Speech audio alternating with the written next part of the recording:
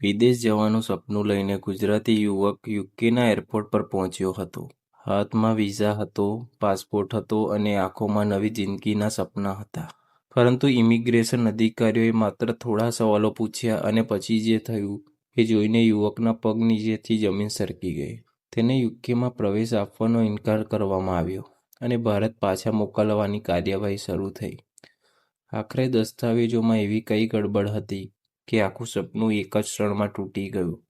જાણવા માટે આ સંપૂર્ણ હૃદયસ્પર્શી વાર્તા અંત સુધી જરૂર સાંભળજો. અમદાવાદના એક સામાન્ય પરિવારનો 26 વર્ષ યુવક હાર્દિક છેલ્લા 2 વર્ષથી યુકે જવાનું સપનું જોતો હતો. ઘણી મહેનત પછી તેના યુકેનો અભ્યાસ માટેના વિઝા મળ્યો હતો અને પરિવારના દરેક સભ્યને લાગતું હતું કે હવે તેમના ઘરની પરિસ્થિતિ બદલાઈ જશે. પિતાએ પોતાની બચતમાંથી પૈસા ભેગા કર્યા હતા અને માતાએ દીકરીના વિદાય આપતી વખતે આંખોમાં આંસુ સાથે કહ્યું હતું કે બેટા, ત્યાં જઈને મહેનત કરજે અને ક્યારેય ખોટો રસ્તો ન પકડતો. હાર્દિક પણ માતાને વચન આપી નીકળ્યો હતો કે તે પરિવારનું નામ રોશન કરશે.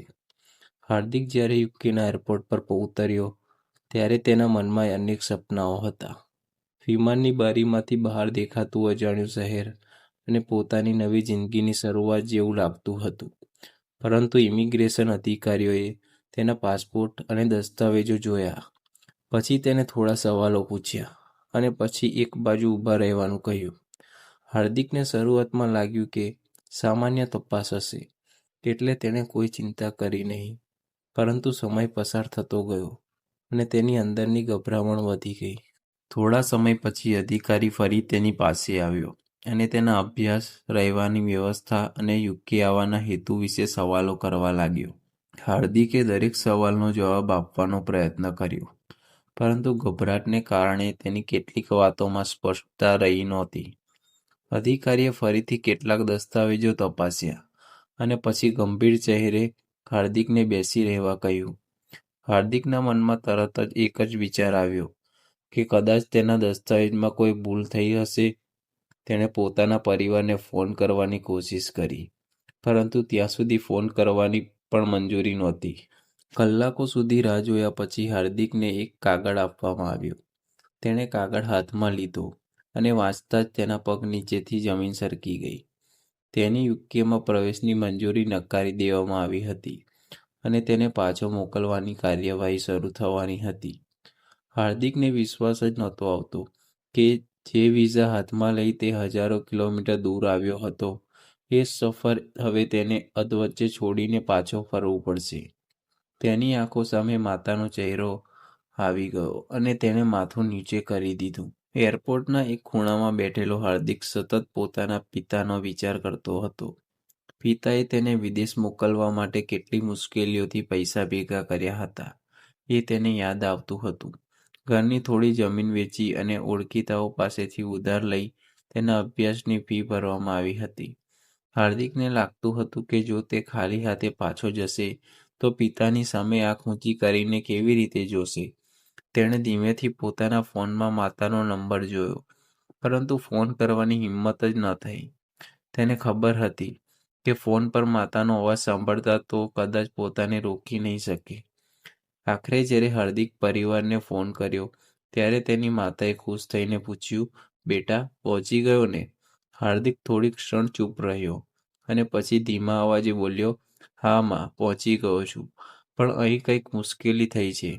માતાએ તરત જ પૂછ્યું કે શું થયું, પરંતુ હાર્દિકે આખી વાત કહી નહીં. તેણે માત્ર એટલું કહ્યું કે તેને થોડા સમય માટે એરપોર્ટ પર રોકવામાં આવ્યો છે. ફોન મૂક્યા પછી હાર્દિકની આંખોમાંથી આંસુ વહેવા લાગ્યા, કારણ કે તેને ખબર હતી કે આ માત્ર એરપોર્ટની મુશ્કેલી નહોતી, આ તેના 2 વર્ષના સપનાની સૌથી મોટી કસોટી શરૂઆત હતી. હાર્દિકને એરપોર્ટ એક અલગ રૂમમાં બેસાડવામાં આવ્યો હતો અને બહારની દુનિયાથી જાણે તેનો સંપર્ક તૂટી ગયો હતો. અધિકારીઓએ તેના દસ્તાવેજો ફરીને તપાસી રહ્યા હતા અને હાર્દિકને સમજાતું નહોતું કે આખરે તેની ભૂલ શું હતી.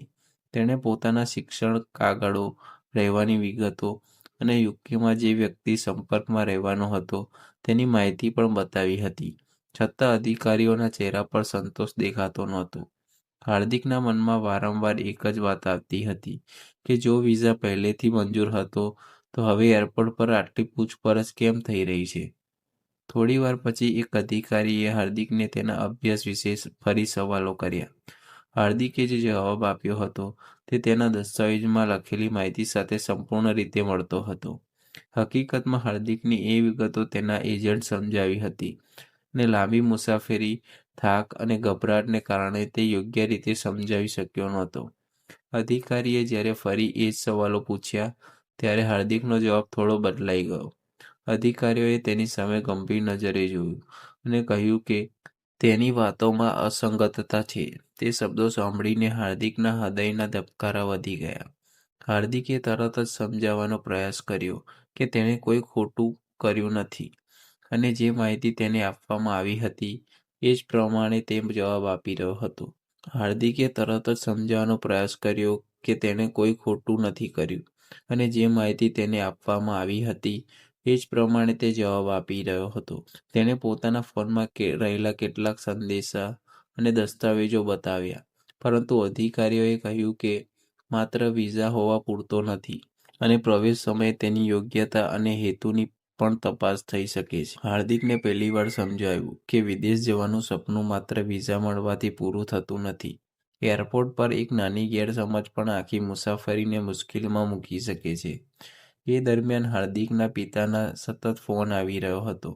પિતા વારંવાર પૂછતા હતા કે દીકરો કેમ ફોન નથી કરતો અને એરપોર્ટ પર બધું બરાબર છે કે નહીં.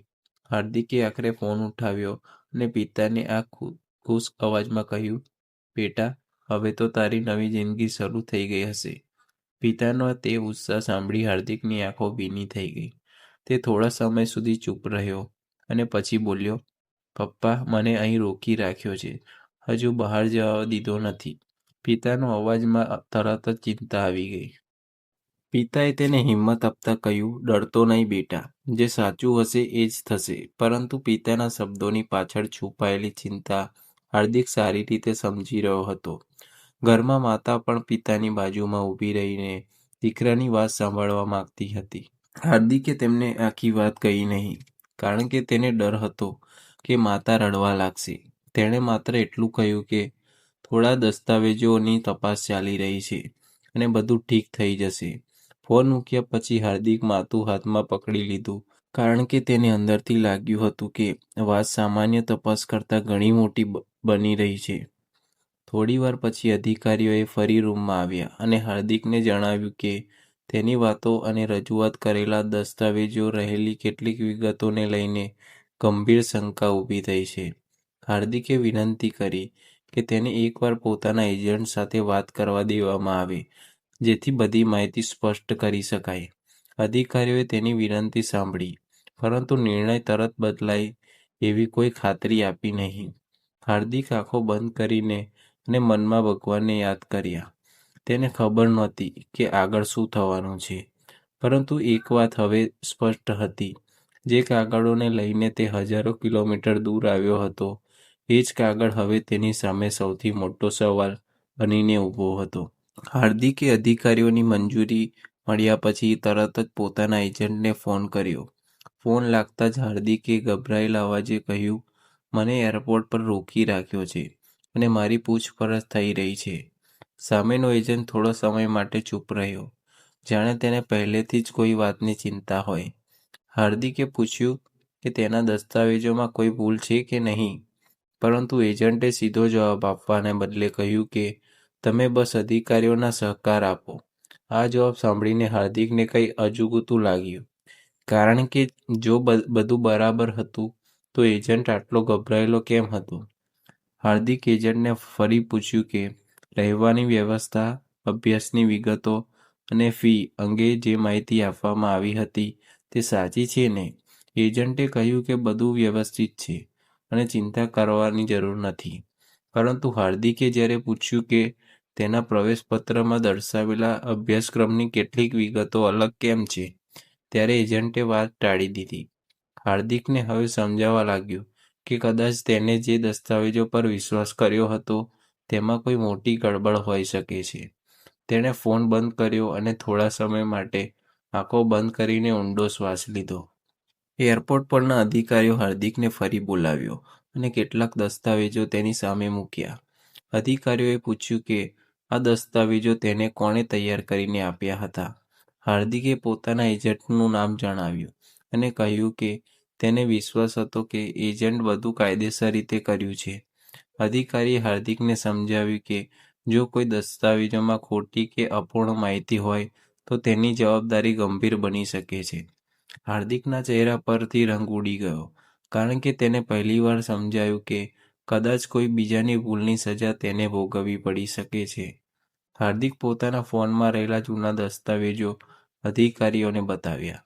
તેમાં એજન્ટ તેને અનેક વખત કહ્યું હતું કે બધું તૈયાર છે, બસ એરપોર્ટ પર આત્મવિશ્વાસથી જવાબ આપજો. પરંતુ હવે એ જ વાક્ય હાર્દિકને અંદરથી ડરાવી રહ્યું હતું. અધિકારીઓએ કેટલાક સંદેશાઓ ધ્યાનથી વાંચ્યા અને પછી હાર્દિકને પૂછ્યું કે તેને દસ્તાવેજોમાં લખેલી દરેક માહિતી પોતે તપાસી હતી કે નહીં. હાર્દિકે માથું નીચું કરીને કહ્યું કે તેણે સંપૂર્ણ તપાસ કરી નહોતી, કારણ કે તેને પોતાના એજન્ટ પર પૂરો વિશ્વાસ હતો. એ જ જવાબ પછી રૂમમાં થોડા સમય માટે સંપૂર્ણ શાંતિ છવાઈ ગઈ. બીજી તરફ ભારતમાં હાર્દિકના ઘરમાં માતા ભગવાનની સામે દીવો કરીને બેઠી હતી. પિતા બહાર આંગણામાં વારંવાર ફોન તરફ જોઈ રહ્યા હતા. બંનેને અંદાજો નહોતો કે તેમના દીકરા સાથે શું ચાલી રહ્યું છે. થોડા સમય પછી હાર્દિકનો ફોન આવ્યો અને પિતાએ તરત જ ઉઠાવ્યો. હાર્દિક ધીમા અવાજે કહ્યું, પપ્પા, કદાચ મારા કાગળોમાં કંઈક ગડબડ છે. પિતાએ તેને તરત કહ્યું, બેટા, તું ગભરાઈશ નહીં. જો તારી ભૂલ નથી તો સત્ય બહાર આવશે. પિતાના આ શબ્દો સાંભળીને હાર્દિકને થોડી હિંમત આપી, પરંતુ હકીકત હજુ વધુ ગંભીર હતી. અધિકારીઓએ તપાસ દરમિયાન કેટલીક એવી વિગતો મળી હતી જે હાર્દિક પોતાના એજન્ટ પાસેથી ક્યારેય સાંભળી જ નહોતી. હાર્દિકને હવે શંકા થવા લાગી કે શું તેને યુકે મોકલવા માટે કોઈએ ખોટી માહિતીનો ઉપયોગ કર્યો હતો. તેણે અધિકારીઓને વિનંતી કરી કે તેને પોતાના પરિવાર સાથે વાત કરવા દેવામાં આવે અને જરૂરી હોય તો તે તમામ સાચા દસ્તાવેજો રજૂ કરશે. અધિકારીઓએ કહ્યું કે તેની વાત નોંધવામાં આવશે, પરંતુ ત્યાં સુધી પ્રક્રિયા ચાલુ રહેશે. હાર્દિકે ધીમેથી પોતાના પરિવારનો ફોટો જોયો અને મનમાં કહ્યું, હું અહીં સપનું પૂરું કરવા આવ્યો હતો, પરંતુ હવે મને ખબર નથી કે હું આ એરપોર્ટમાંથી આગળ જઈશ કે પાછો ઘરે ફરવું પડશે. હાર્દિકને થોડા વધુ સમય માટે રોકવામાં આવ્યો અને તેના દસ્તાવેજોની વિગતવાર તપાસ શરૂ થઈ. હવે તેના મનમાં એક જ સવાલ હતો કે આખરે ગડબડ ક્યાં થઈ હતી. તેણે પોતાના ફોનમાં રહેલા તમામ સંદેશા, પૈસાની રસીદો અને એજન્ટ સાથે બનેલી વાતચીત અધિકારીઓને બતાવી. તપાસ દરમિયાન એક એવી માહિતી સામે આવી જેને જોઈને હાર્દિક પોતે જ આશ્ચર્યચકિત થઈ ગયો. તેના અભ્યાસ અને રહેવાની વ્યવસ્થા અંગે જે માહિતી તેને ભારતમાં આપવામાં આવી હતી, તેમાં કેટલીક વિગતો અધિકૃત નોંધ સાથે મેળ ખાતી નહોતી. હાર્દિકને સમજાયું કે તેણે જે વ્યક્તિ પર આંખો બંધ કરીને વિશ્વાસ કર્યો હતો, કદાચ તેણે જ તેની સાથે મોટી મુશ્કેલી ઊભી કરી હતી. હાર્દિકે તરત જ પોતાના એજન્ટને ફરી ફોન કર્યો અને ગુસ્સામાં પૂછ્યું કે તેને ખોટી માહિતી કેમ આપવામાં આવી. શરૂઆતમાં એજન્ટે કહ્યું કે કોઈ નાની ભૂલ હશે અને બધું સંભાળી લેવામાં આવશે, પરંતુ હાર્દિકે જ્યારે તેને કહ્યું કે અધિકારીઓ તેની સામે દસ્તાવેજોની અસંગતતા બતાવી રહ્યા છે, ત્યારે એજન્ટનો જવાબ બદલાઈ ગયો. એજન્ટે કહ્યું કે હાર્દિકે ચિંતા ન કરવી જોઈએ અને કોઈ પણ અધિકારીઓ સામે વધારે સમજાવવાની જરૂર નથી. આ સાંભળીને હાર્દિક વધુ ગભરાઈ ગયો, કારણ કે હવે તેને લાગવા લાગ્યું કે કદાચ વાત માત્ર ભૂલની નહોતી. તેણે એજન્ટને કહ્યું કે તેના પરિવારની આખી બચત આ મુસાફરીમાં લાગી છે અને હવે તે મુશ્કેલીમાં ફસાઈ ગયો છે. ભારતમાં હાર્દિકના પિતાને પણ આ વાતનો થોડો અંદાજો આવ્યો. તેમણે દીકરાને સમજાવ્યું કે જો જરૂરી હોય તો તેમાં ગામની જમીન વેચીને પણ કાયદેસર મદદની વ્યવસ્થા કરશે. હાર્દિકના ગળામાંથી શબ્દો નીકળતા નહોતા. પિતાએ પોતાની આખી જિંદગી મહેનત કરીને જે થોડું ઘણું બનાવ્યું હતું તે દીકરાના ભવિષ્ય માટે ખર્ચી નાખ્યું હતું અને હવે દીકરો વિદેશના એરપોર્ટ પર એકલો બેઠો હતો. હાર્દિકને પોતાના પિતાની વાત યાદ આવી અને તેની આંખોમાં આંસુ આવી ગયા. તેણે મનમાં નક્કી કર્યું કે હવે તે કોઈની વાત પર આંખ બંધ કરીને વિશ્વાસ નહીં કરે. એ દરમિયાન અધિકારીઓએ હાર્દિકને કેટલીક મહત્વની બાબતો સ્પષ્ટ કરવાની તક આપી. હાર્દિકે શાંતિથી સમજાવ્યું કે તેને કોઈ ખોટી માહિતી જાણતા આપી નથી અને ભારતમાં એક એજન્ટ દ્વારા તૈયાર કરાયેલા દસ્તાવેજોના આધારે જ તેણે મુસાફરી કરી હતી. તેણે તમામ સંદેશા અને ચૂકવણીના પુરાવા રજૂ કર્યા. તપાસ કરનાર અધિકારીઓએ તેની વાત ધ્યાનથી સાંભળી, પરંતુ સાથે જ એ પણ સ્પષ્ટ કર્યું કે અંતિમ નિર્ણય દસ્તાવેજો અને તપાસના પરિણામ પર આધારિત રહેશે. હાર્દિકને પહેલીવાર થોડું આશ્વાસન મળ્યું કે કદાચ તેની વાત સાંભળવામાં આવી રહી છે, છતાં તેના મનમાં ડર હજુ યથાવત હતો. કેટલાક કલાકો પછી હાર્દિકને એક રૂમમાં બેસાડીને કહેવામાં આવ્યું કે તેની પ્રવેશની મંજૂરી અંગે અંતિમ નિર્ણય લેવામાં આવી રહ્યો છે. હાર્દિકે બારીની બહાર એરપોર્ટની રોશની જોઈ અને પોતાના પરિવારને યાદ કર્યો. થોડા કલાકો પહેલાં જ જે એરપોર્ટ પર તેના સપનાઓનું દ્વાર લાગતું હતું, એ જ જગ્યા હવે તેને કેદખાના જેવી લાગતી હતી. તેની આંખો સામે માતા તેને વિદાય આપતી વખતે બોલેલા શબ્દો ફરીને આવી રહ્યા હતા. માતાએ કહ્યું હતું, બેટા, જે થાય તેમાં સત્યનો સાથ છોડતો નહીં. હાર્દિકે આંખો બંધ કરીને માતાની વાત યાદ કરી અને મનમાં પ્રાર્થના કરી. થોડા સમય પછી અધિકારી પાછો આવ્યો અને હાર્દિકને ગંભીર અવાજમાં કહ્યું કે હાલની તપાસના આધારે તેને યુકેમાં પ્રવેશ આપવો શક્ય નથી. હાર્દિકના ચહેરા પર ફરી નિરાશા છવાઈ ગઈ. તેણે છેલ્લી વાર વિનંતી કરી કે તેને પોતાના કાગળો સુધારવાની અને જરૂરી પુરાવા રજૂ કરવાની તક આપવામાં આવે, પરંતુ અધિકારીએ કહ્યું કે આ નિર્ણયો નિયમો અને ઉપલબ્ધ માહિતીના આધારે લેવાયો છે. હાર્દિકે માથું નીચું કરી દીધું. તેના હાથમાં રહેલા પાસપોર્ટ હવે તેને ભારે લાગતા હતા, કારણ કે જે દેશની ધરતી પર પગ મૂકીને નવી જિંદગી શરૂ કરવાની તેને કલ્પના કરી હતી, ત્યાંથી હવે તેના પાછા મોકલવાની પ્રક્રિયા શરૂ થઈ ગઈ હતી. હાર્દિકને જ્યારે ખબર પડી કે હવે તેને યુકેમાં પ્રવેશ નહીં મળે અને તેને ભારત પરત મોકલવાની કાર્યવાહી શરૂ થઈ ગઈ છે, ત્યારે થોડા સમય માટે તે કશું બોલી શક્યો નહીં. તેના હાથમાં રહેલા પાસપોર્ટ અને બેગ જાણે તેના બધા સપનાઓનું ભારણ બની ગયા હતા. તેણે પોતાના ફોનમાં માતાનો ફોટો જોયો અને આંખોમાંથી આંસુ વહેવા લાગ્યા. થોડા કલાક પહેલાં તે પોતાના પરિવારને કહેતો હતો કે હવે તેની નવી જિંદગી શરૂ થશે, પરંતુ હવે તેને એ જ પરિવારને કહેવાનું હતું કે તે ખાલી હાથે પાછો આવી રહ્યો છે. તેને સૌથી વધારે દુઃખ એ વાતનું હતું કે તેના માતા પિતાએ તેના માટે પોતાની ક્ષમતા કરતાં પણ વધારે ખર્ચ કર્યો હતો. ભારતમાં પિતા એરપોર્ટ પરથી આવનારા ફોનની રાહ જોઈ રહ્યા હતા. જ્યારે હાર્દિકનો ફોન આવ્યો ત્યારે પિતાએ તરત પૂછ્યું, બેટા, શું થયું? હાર્દિકે થોડા સમય સુધી કોઈ જવાબ આપ્યો નહીં અને પછી ધીમા અવાજે કહ્યું, પપ્પા મને પાછા મોકલી રહ્યા છે. આટલું બોલતા જ તેનો અવાજ કંપી ગયો. પિતા થોડા સમય માટે ચૂપ રહ્યા, પરંતુ તેમણે પોતાનું દુઃખ દીકરા સામે વ્યક્ત ન કર્યું. તેમણે માત્ર એટલું કહ્યું, બેટા, તું ઘરે પાછો આવી રહ્યો છે એ જ અમારા માટે સૌથી મોટી વાત છે. પૈસા ફરી કમાઈ લઈશું, પણ તું અમારો દીકરો છે. તને અમે કોઈ પણ પરિસ્થિતિમાં એકલો નહીં છોડીએ. આ શબ્દો સાંભળીને હાર્દિક ધ્રુસકે રડી પડ્યો. તેને લાગ્યું હતું કે પિતા તેને નિષ્ફળ માનીને ગુસ્સે થશે, પરંતુ પિતાએ એક પણ કડવો શબ્દ ન બોલ્યો. હાર્દિકે પોતાના પિતાને એજન્ટની આખી વાત કહી અને કહ્યું કે કદાચ ખોટી માહિતીના કારણે આ પરિસ્થિતિ ઊભી થઈ હતી. પિતાએ તેને સમજાવ્યું કે હવે સૌથી પહેલાં ઘરે સુરક્ષિત પાછો આવો અને ત્યારબાદ બધા દસ્તાવેજોની તપાસ કરાવીશું. માતા પણ ફોન પાસે આવી અને દીકરાને કહ્યું, બેટા, તું રડતો નહીં, તું હારી ગયો નથી, બસ તારો રસ્તો થોડો અટકાયો છે. હાર્દિકને ભારત પરત મોકલવા માટે પ્રક્રિયા શરૂ થઈ અને તે ફરી એકવાર એરપોર્ટના એ જ રસ્તાઓ પરથી પસાર થયો જ્યાં થોડા કલાક પહેલાં તે ઉત્સાહી ચાલતો હતો. હવે તેના ચહેરા પર ખુશી નહોતી, પરંતુ એક ઊંડી શાંતિ હતી. તેને સમજાઈ ગયું હતું કે વિદેશ જવાનું સપનું ખરાબ નથી, પરંતુ એ સપના માટે સાચી માહિતી, કાયદેસર દસ્તાવેજો અને વિશ્વસનીય માર્ગદર્શન કેટલું જરૂરી છે.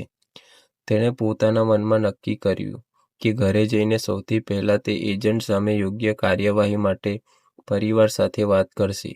તેને હવે માત્ર પોતાનું નુકસાન નહોતું દેખાતું, પરંતુ કદાચ બીજા લોકો પણ આવી જ મુશ્કેલીમાં ન ફસાય એ વાત પણ તેને સતાવતી હતી.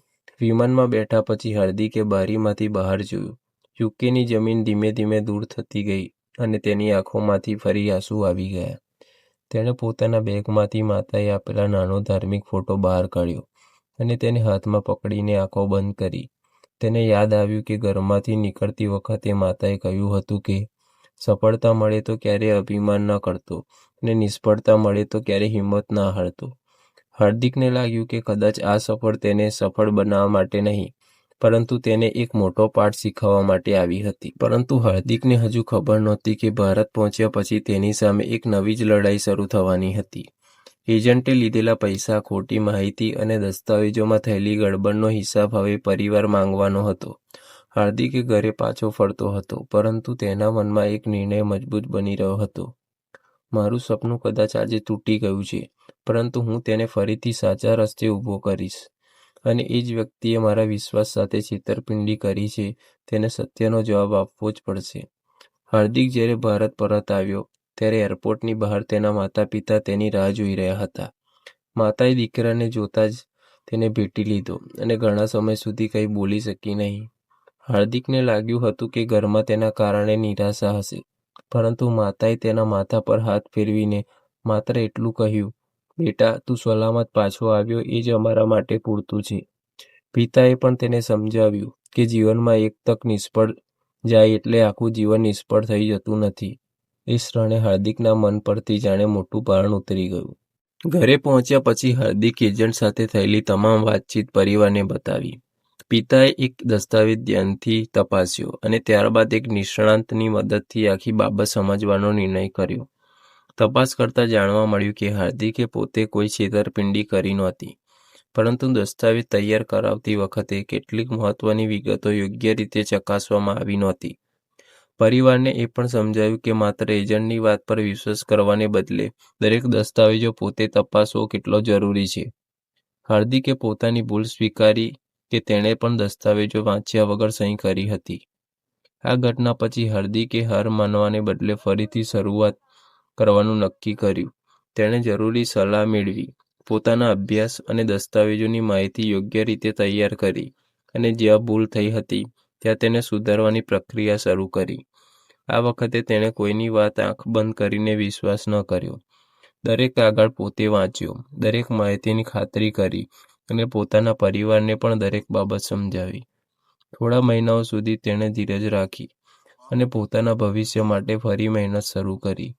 તેના માટે આ સમય સરળ નહોતો, પરંતુ હવે તેને ખબર હતી કે મુશ્કેલીથી ભાગવાથી સમસ્યા દૂર થતી નથી. એક દિવસ હાર્દિકને ખબર પડી કે તેની નવી અરજી અંગે આગળની પ્રક્રિયા શરૂ થઈ શકે છે.